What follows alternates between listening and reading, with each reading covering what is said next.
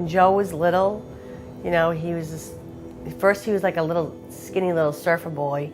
Always liked to be outside, playing outside. He loved to be outside. To get him in the house, it was hard. He was a happy-go-lucky little kid, always smiling. He was like my little best friend. He never showed any signs of trouble at all that we would have upon, you know, later on in life with him.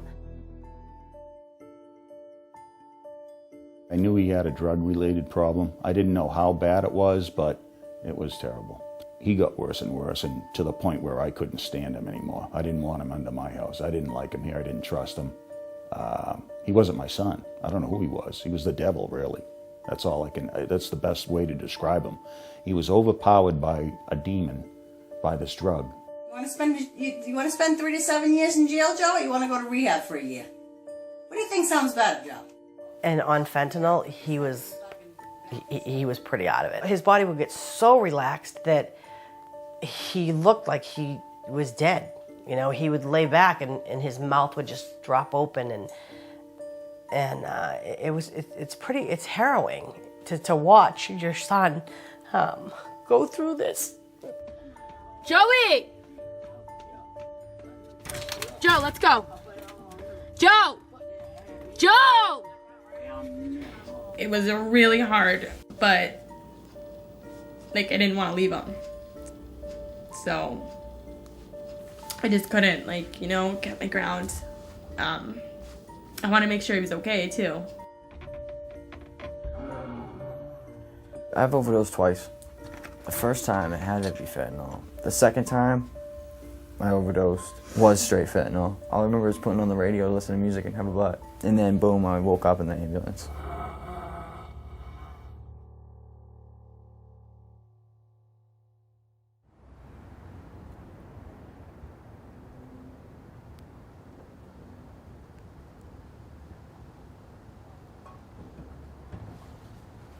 My aspirations were to start a family and everything. I mean, that's what I was thinking about, but it didn't happen. Drugs got in the way. I just started doing Percocets every day. I progressed from doing Percocets every day to doing dope every day. I mean, I knew fentanyl was in it. I knew it was cut with it. I started knowing when it was totally fentanyl, and my buddy told me it's just fentanyl. And I only went to him because it was more powerful and you get more bang for your buck.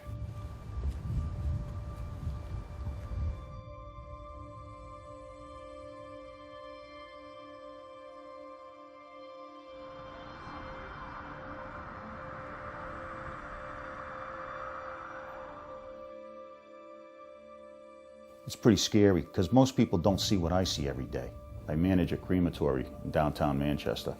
And the fentanyl, I noticed a lot, the overdoses were coming more quicker. There was a lot more of them. Instead of getting 1 a week, I could get 3 a week.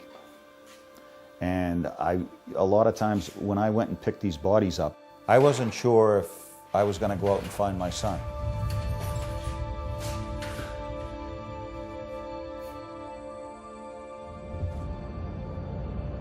So we would park here a lot of times at night. I would be parked here till after midnight, 1 o'clock in the morning. We came down here to watch for him, to see if we saw him sitting on the sidewalk in a stupor, or just walking down the street in a daze. And there were times that we did. Sometimes he would see us and he would give us a signal like, stay back. Other times he didn't see us at all. And we would be like chasing after him. It got worse as time went on. We tried many different things with him. We kicked him out to give him the tough love because people said, give him tough love, kick him out. We kicked him out. That made it worse. He got into trouble. I was sleeping at the trap house. Trap house is where you can get anything you want. There's multiple dealers in there. I got arrested once for crack possession, once for attempted burglary, and that was in the same day. And I also slept in the cemetery. Behind a mausoleum.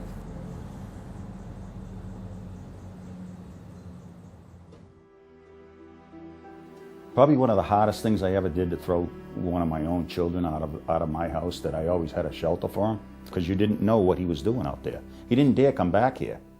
because he knew he'd be arrested. And I told him, you come back here and I'll call the police, you'll be arrested. I don't want you under here.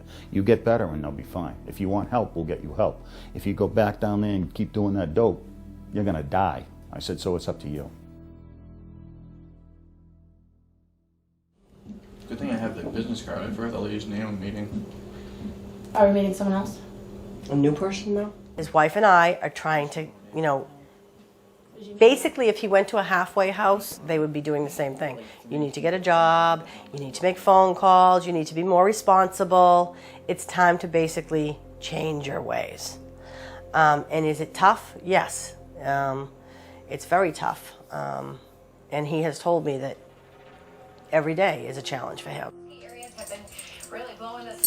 An addict alone is in its worst company, so it's like my mind is racing constantly, so I have to figure out stuff to do to keep my mind busy. There's a lot of demons in my head, you know, and it's like constant battle. I feel like there's like a war zone going on. Psychological warfare at its best.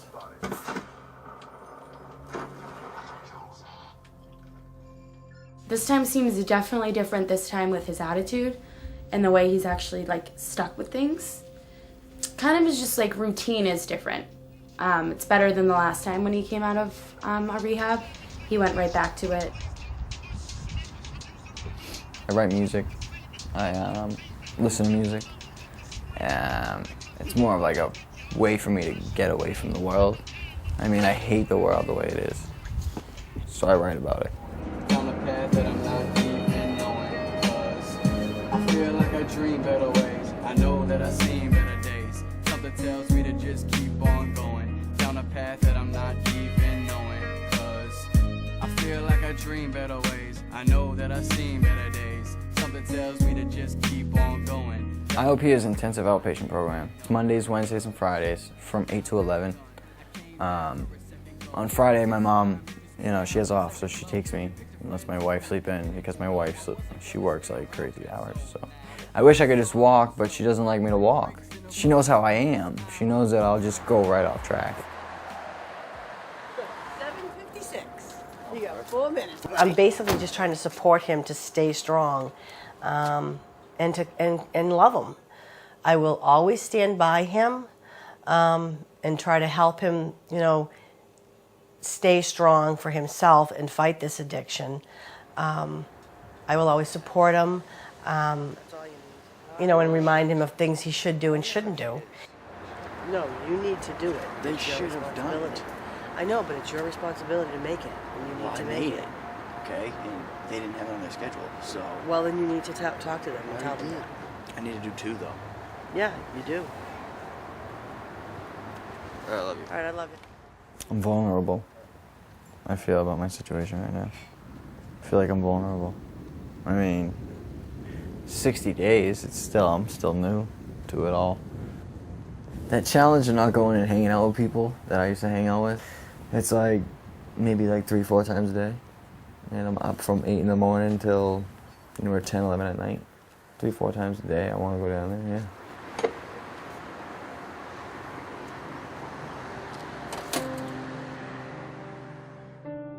Shame is a huge part of addiction for the families, because with shame, you don't want people to know because people do look down on you. I didn't let my family, my sisters know for a long time, and one of my sisters said, God, I wish you let me know, I would have helped you. I've borrowed money from them. Joey has borrowed money from them.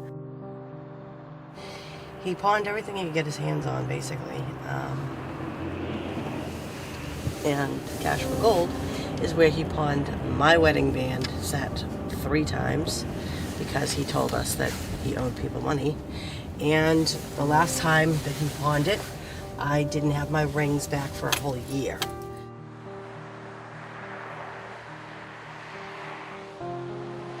I thought that they lived on... We didn't have food. We were ashamed. You know, we didn't want anyone to know our story. Every day he would go to his mother's work. She'd give him money and more money and more money, and he had more lies. She cried to me one day and she says, I've given him everything. She said, all my credit cards are maxed and they want their money. I said, how much do you need and how much have you given him? Because she kept it from me. She lied to me. My wife lied to me first time. So then I knew there was a real problem. My wife never lied to me. And she didn't want to tell me because I screamed. I said, don't give him any money. You understand? I used to scream every day. Don't give him any money. You call me. You tell me. I'll take care of it. But they gave him the money until it was all gone.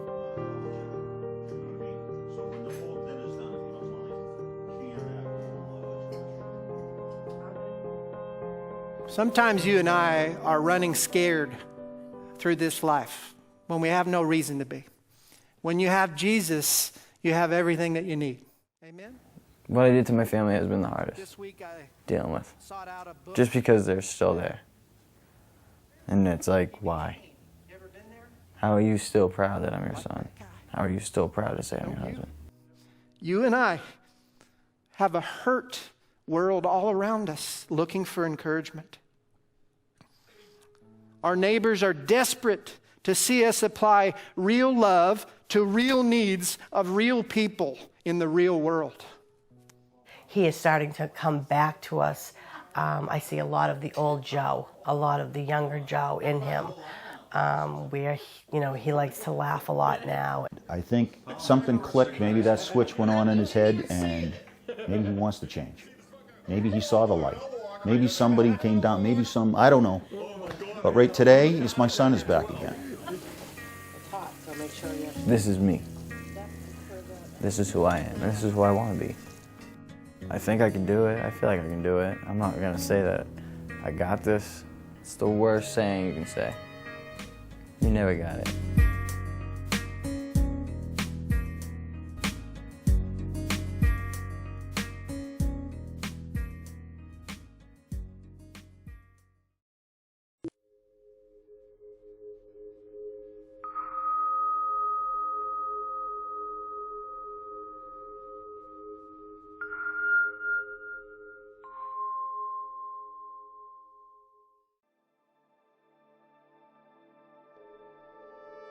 I found out she had passed away early Sunday morning. I got a knock on the door, and there was 2 sheriffs and a guy in plain clothes. And it didn't even cross my mind that that's what they were here for. And they came in and, can you sit down? I said, sure, what's going on? And as soon as he said, we got a phone call from a detective in Florida, I knew, and I lost it. It's the most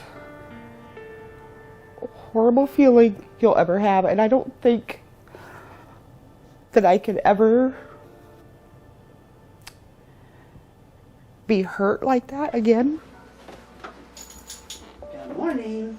When Michelle Curran learned that her daughter, Micaiah, had died from an overdose of the opioid carfentanil this past summer, her 2 grandsons, Lane and Reed, were still asleep in a room down the hall. She and her husband, Chuck, had been caring for the boys while their mother bounced in and out of rehab. It was supposed to be temporary, but Micaiah's death turned it into a permanent arrangement. From that moment on, the simple act of waking the boys in the morning would take on new meaning. Michelle would have to do it not just as grandma, but as mom. The natural space that usually exists between a grandparent and her grandchildren was gone.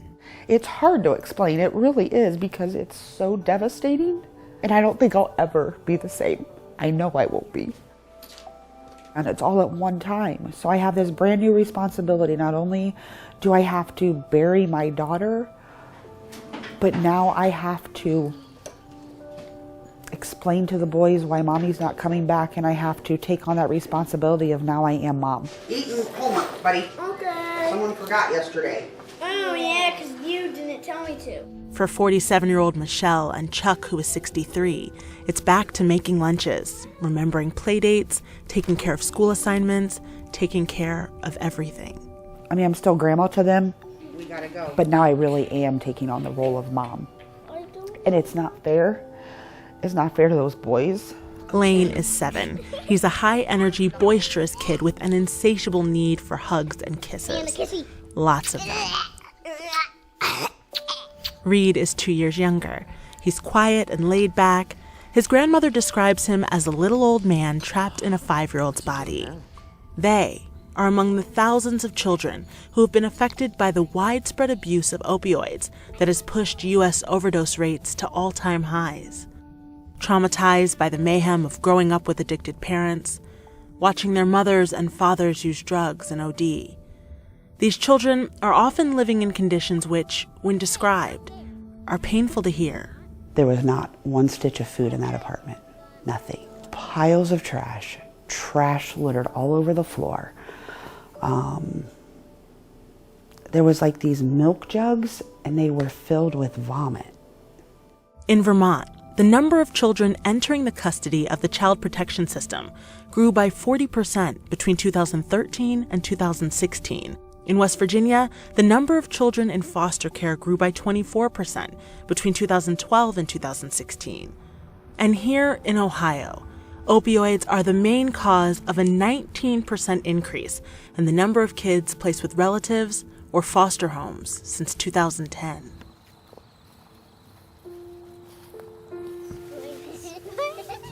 Ben is so empathetic and he is so kind. We can always depend on him to be in a good mood. He is always up and bubbly. He makes everybody laugh.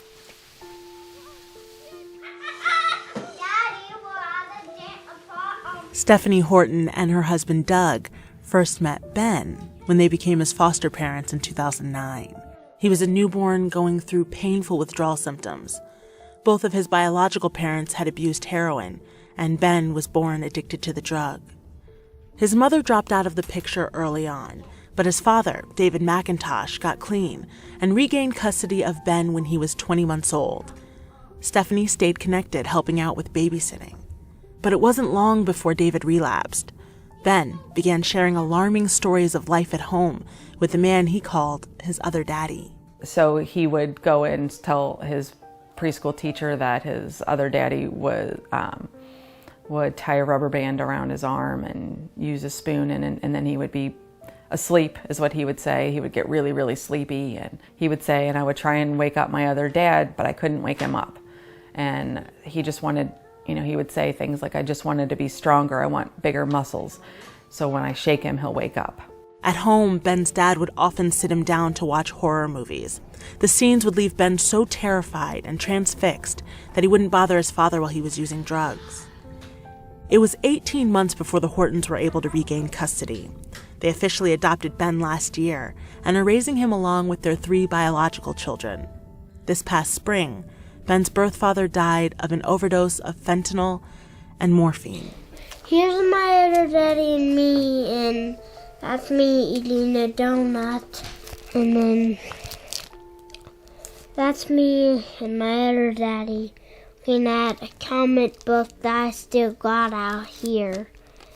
My other daddy gave it to me. This 4x6 photo album, filled with pictures from his last supervised visit with David, is all Ben has to remember him.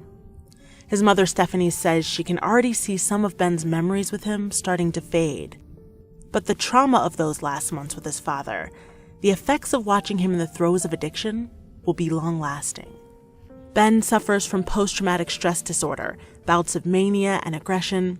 Without medication, he has trouble sleeping through the night, and his early exposure to horror films has made it hard for him to tell the difference between fiction and reality. The experiences have all blended together. At times, Ben can become so obsessive about his interests, from superheroes to Harry Potter, that he alienates other children. Everything that he wants to do is big. Everything is very intense. Whenever he makes a birthday wish, whenever he has any type of wish or anything that he does like that, it's always to be strong, to have muscles. Because that was the experience that he had, was when people are laying down, they might not get up. So I need to have bigger muscles and I need to be stronger. This is Avengers chocolate milk that I used to call Avengers chocolate milk. But it's just regular chocolate milk, because now I understand it's just regular chocolate milk. And I used to think if I drank this 100 times, I'll turn into a superhero, but now I don't believe that. Ben's history, the trauma inflicted on him at a young age, will haunt him for years. The way that he looks at and sees the world is affected because of that. And that, as a mom, as his mom, has always immediately caused anger in me and frustration and resentment of everything I see him struggle with. This one looks nice. Jolly, jolly snowman. It's the best time of the year. Who knows what'll happen down the road, but I always have that fear in the back of my mind, or one of the boys going to become, addicted to something. And I have to cross that bridge, unfortunately. Back in Pataskala, both Lane and Reed seem to be adjusting. They've gone to counseling and done well. Still, with the holidays, they're first without their mother. It's hard. So as a way to remember her, the boys turned sand dollars, which Micaiah loved, into ornaments for the tree. Did Mommy like fish too? Yeah. Okay, that's why I'm learning. Because I was making sure so I could do a fish. Oh, yeah. Mommy would love that. For Michelle and Chuck, the goal is simple.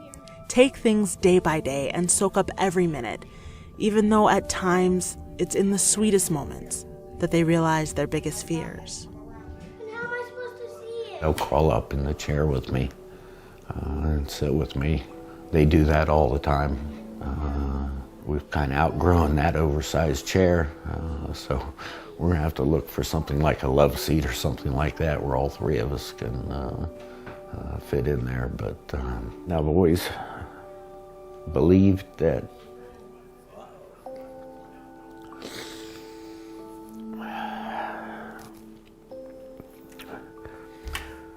the critical time for children is in their adolescence through their early teenage years, where they're the most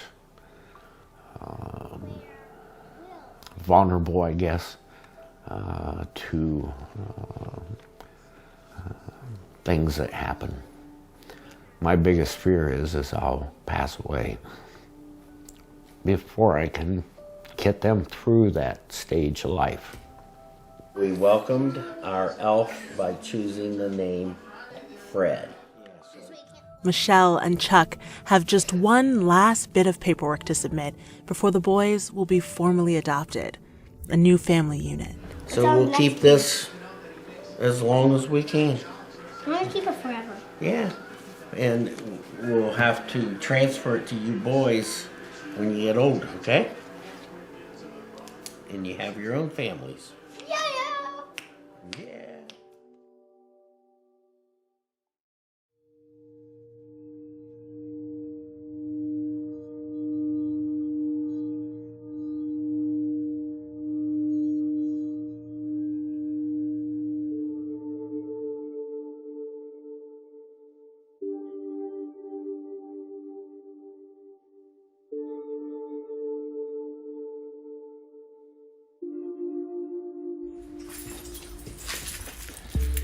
I haven't opened this box in 10 months. Oh man. This is my everyday kit.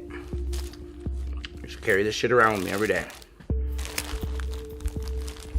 You know, imagine sticking that fucker in your arm 6 to 10 times a day. This is the tie. You throw this fucker around your arm like this. See where that vein pops up right there? I'm lucky I don't have any scars. So this is what a bundle looks like. But, oh man, that one's full of dope. Look at that. I can't believe that's in there.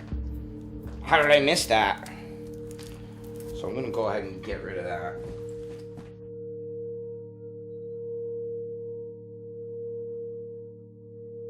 That's probably 120 or 130 bucks right there.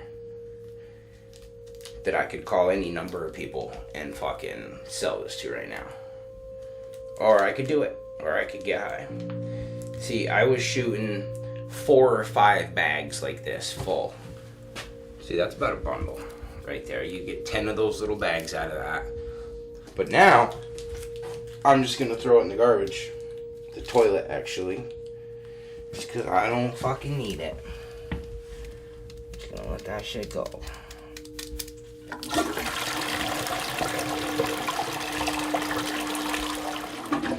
And that's that. Hey, it's a good thing you were here when I opened the box. I can't guarantee how that would have gone if I was alone. It's crazy.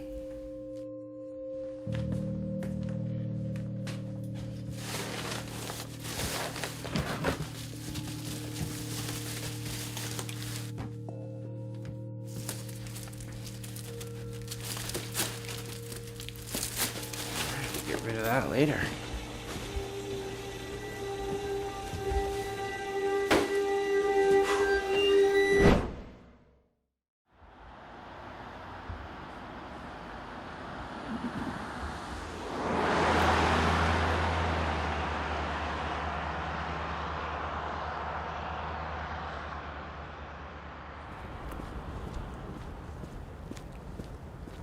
My job as a prosecutor is not to run an assembly line of prosecution. Our job is to administer justice. Our job is to achieve the best public safety outcomes for the people of our county and our state. And our job is also to be wise and frugal with the taxpayer's dollar. Judge, the reality is that Ms. Follansbee was the last link in a very long supply chain of heroin. The people who are in our program are individuals who have been in the revolving door of the criminal justice system typically. And if they haven't already been in the revolving door, they would soon be if not for the program. The courts are swamped with cases related to opioid use and abuse. It's changing the ways that we think about our community. I am aware of at least one situation where I contacted a person to talk about pretrial services and pre-charge, and they expressed an interest but didn't follow up, and they overdosed and died. It drives home how urgent it is and how pervasive it is.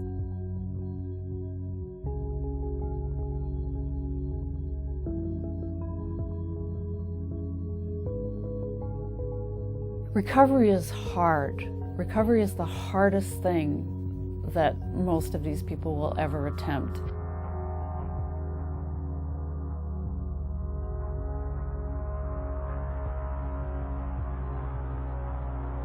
The best we can do is put people in the position and give them the right tools to make the best decisions for them. Not everyone does that. Not everyone is ready to do that.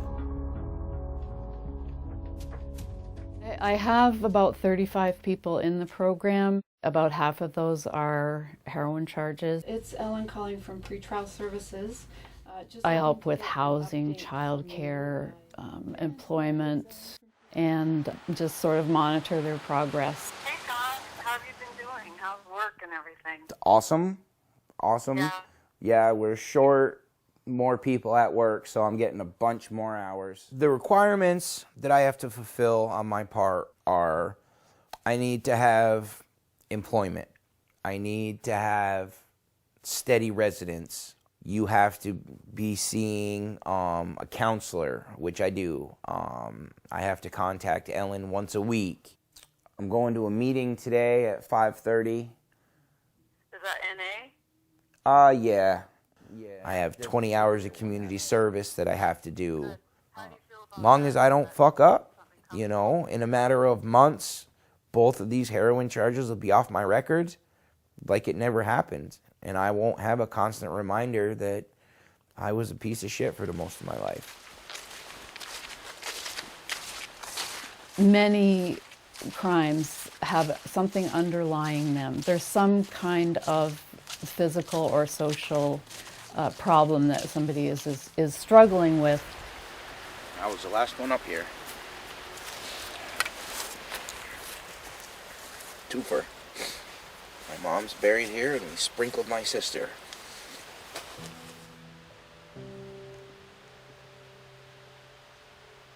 After watching my mom die, like, I built a wall. You know, like, I don't remember what my mom looks like or what she sounds like. I don't remember much about when I was a kid. I've lost a lot of people to drugs, but my sister was different.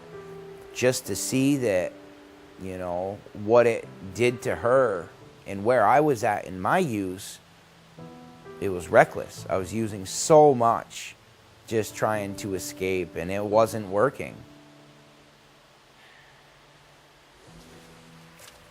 If we can connect with people and address some of those underlying factors, we hope that we can prevent someone from getting caught in that horrible cycle of just reoffending and being punished, reoffending and being punished.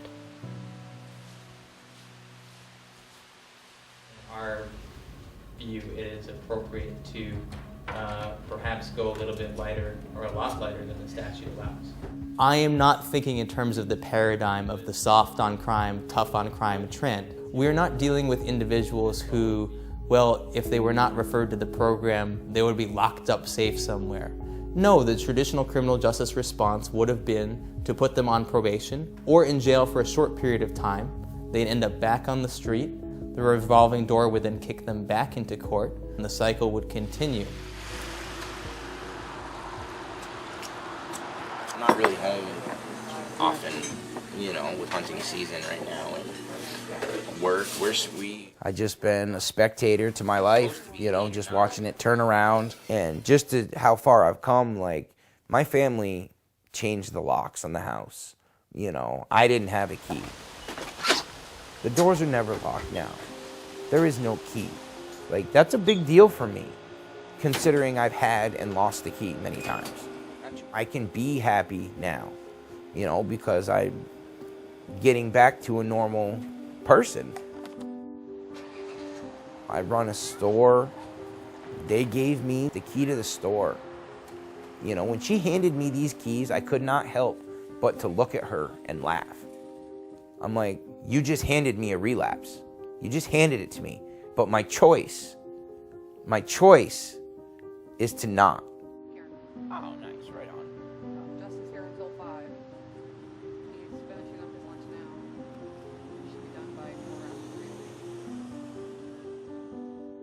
4 hours. One of the lasting impressions we would like to make is ensuring that this generation of substance abusers is able to return into the fold of society when they have finally beat their addiction. I've watched people struggle, I've watched a few succeed, I've watched a lot fail, and there's just so much riding on this. Her being a single parent is part of a lot of what keeps her on track. But really it's all about the individual. One success is worth 20 failures.